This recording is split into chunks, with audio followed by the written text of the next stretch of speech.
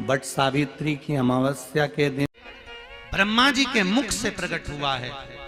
सौभाग्यवती नारियां अखंड सौभाग्य के लिए बट सावित्री का व्रत आप लोग करते होंगे, कई लोग अखंड सौभाग्य के लिए करेंगे, क्योंकि इस बट के पेड़ के नीचे भगवान विष्णु शंकर जी से विनती करे थे वर के लिए, इसलिए अखंड सौभाग्य का देने वाला, जिसका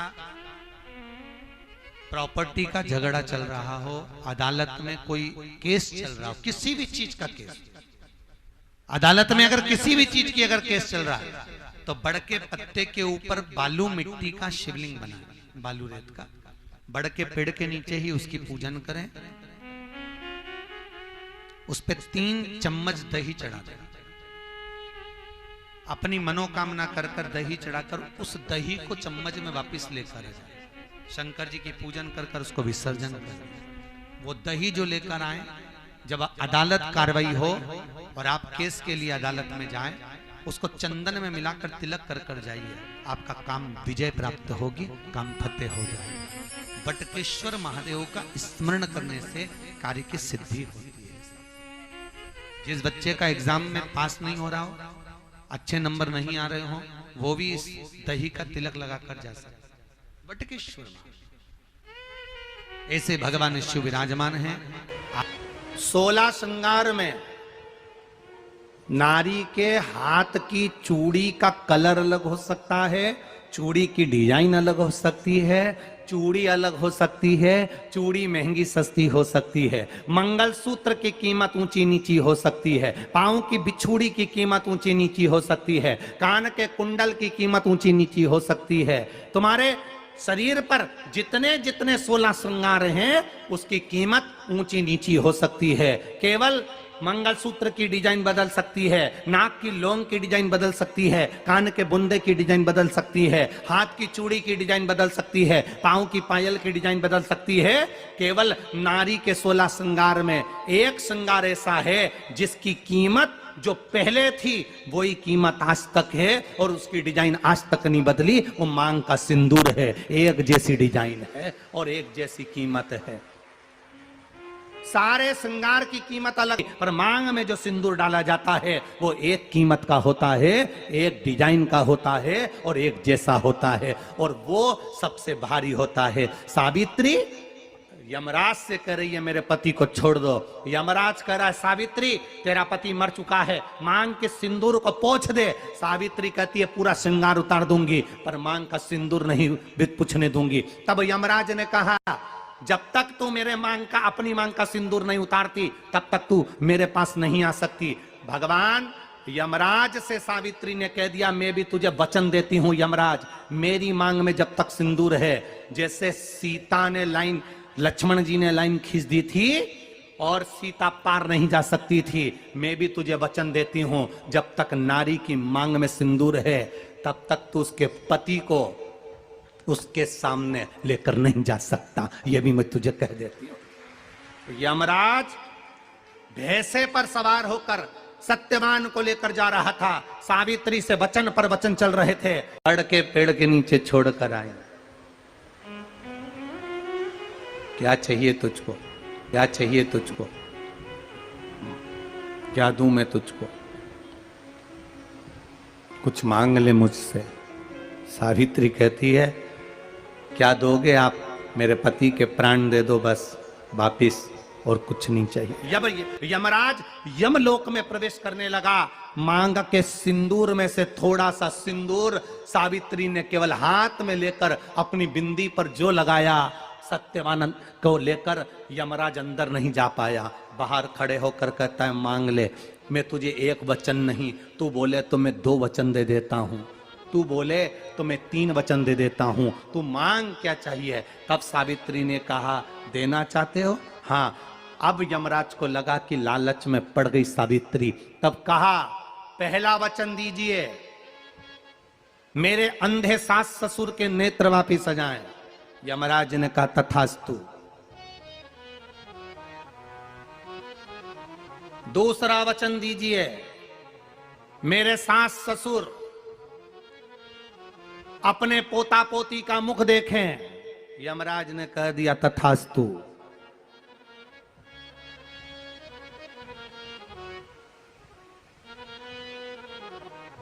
जाओ। यमराज जाने लगे, फिर आग जलने लगी। कहने लगे अब मैं अंदर क्यों नहीं जा पा रहा हूं? सावित्री कहती है तुमने वर दिया है, मेरे सास ससुर पोता पोती का मुख देखें, उनके बेटे को तुम ले जाओगे तो पोता पोती कहां से होगा? छोड़कर जाओ।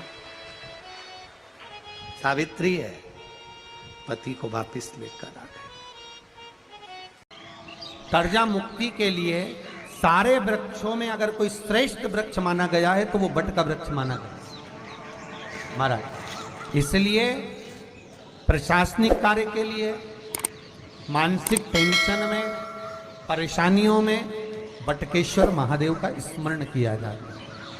और यदि निवेदन करूंगा, बहुत ज़्यादा यदि आपको कर्जा हो गया है, बहुत ज़्यादा कर्जा हो गया और वो कर्जा चूक ही नहीं रहा, तो थोड़े दिन बड़ के पेड़ के नीचे आप बटकेश्वर महादेव के लिए 1 लोटा पानी, उसमें थोड़ा सा पिसा हुआ चावल पीस के गला लेना चावल को और पीस लेना, पीस के उस पानी में मिला लेना और मिलाकर उसमें थोड़ी सी हल्दी पिसी हुई डालकर बटकेश्वर महादेव के नाम से बड़ के पेड़ के नीचे अपनी कामना कर कर जो कर्जा हुआ है उस कर्जे का भान देते हुए, स्मरण देते हुए छोड़ दीजिए। महाराज 2 या 3 सोमवार एक ही जगह पर करना। 3 सोमवार बाद वहीं से बड़ के पेड़ की थोड़ी सी जड़ उठा लाना और उस जड़ को एक कोई धागे में बांधकर या तो अपने गले में डाल लो या अपनी जेब में पटक लो, उसको थोड़े दिन पटक कर रखना, लगभग 2 से 3 महीना पटक कर रखो।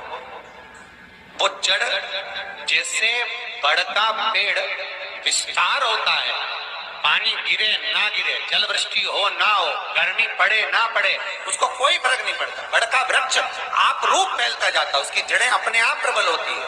उसी तरह ये बटकेश्वर महादेव कहीं से भी अगर जड़ आपके पास में रखी है 1 महीना, 2 महीना, 3 महीना तक, तो ये जड़ अपने आप लक्ष्मी को पकड़कर खींच कर लाती है और कर्जे से मुक्त कर देती है। बटकेश्वर महादेव। पत्नी को कभी हल्का मत समझना। सावित्री का पति शांत हो गया था, मर गया था। बड़ के पेड़ के नीचे यमराज उसको लेने के लिए आ गए और सावित्री को छोड़कर यम उसके पति के प्राण लेकर जाने लगा।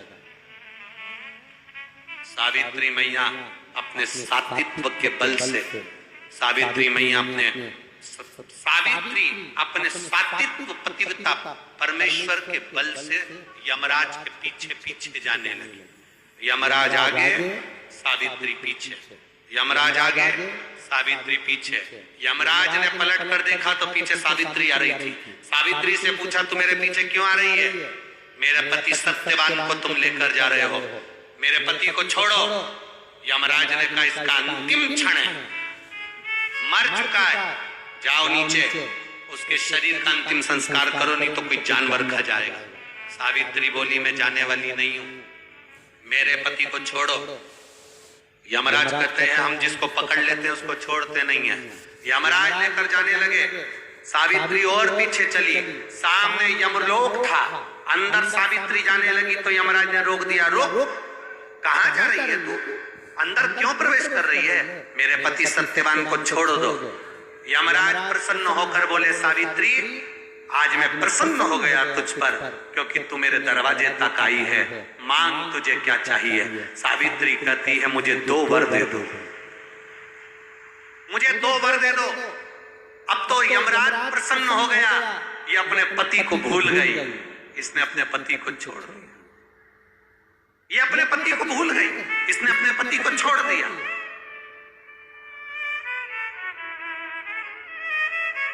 और इसने अपने पति को छोड़ दिया। अब ये कुछ मांगेगी, 2 वर मांगेगी तो मैं इसको 2 वर दे दूंगा। यमराज प्रसन्न हो गए, अपनी पति को छोड़ा इसने। यमराज ने कहा अपने पति को छोड़कर जो तू 2 मांगेगी मैं दे दूंगा, बस पति मत मांग। तो सावित्री ने कह दिया नहीं मांगूंगी पति। ठीक है, मांगो। सावित्री ने कहा पहला वर दीजिए।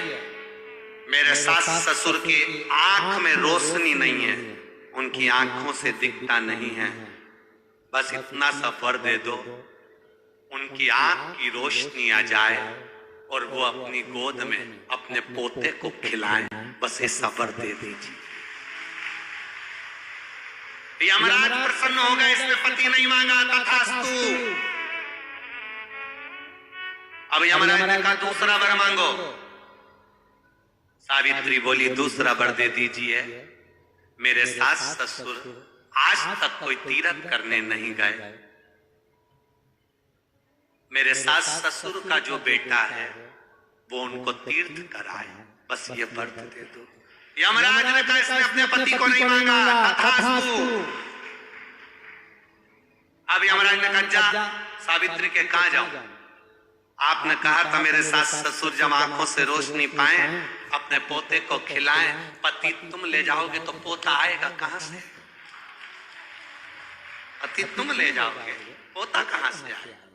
और यदि मेरे सास ससुर के बेटे उसको तीर्थ कराएं तो मेरा पति अगर तुम ले जाओगे तो उनका बेटा ही तो है, तीर्थ कराएगा कौन? यमराज प्रसन्न हो गया, उसने उस सत्यवान को वापिस लौटा दिया। वो सत्यवान सावित्री। तो जितने भी यहाँ पर मेरे जीजा होन बैठे हैं और जितने आस्था चैनल पर कथा सुन रहे हैं, जितने मोबाइल पर कथा सुन रहे हैं, तुम अपनी पत्नी को कभी हल्के में मत लेना, बिल्कुल हल्के में मत लेना। तुमसे ज्यादा बल व्रत का, उपास का, भजन का ज्यादा बल, तुमसे ज्यादा बल इनके पास रहता है। तुम सोचो कि बोल रहे हो कि मैं मंदिर में हूं, उसको बिना घंटी के घंटी बजती है दिमाग, वो तुरंत पहचान जाता है, तुरंत। अपने पति को धर्म पत्नी अच्छे से जानती है कि ये झूठ बोल रहा है, ये गलत बोल रहा है, तो भी वो उसको स्वीकार करती है। उसी तरह परमात्मा को मालूम है कि ये झूठ बोल रहा है, उसके बाद भी वो स्वीकार कर यहाँ तक बुला रहा है, ये उसको मालूम है।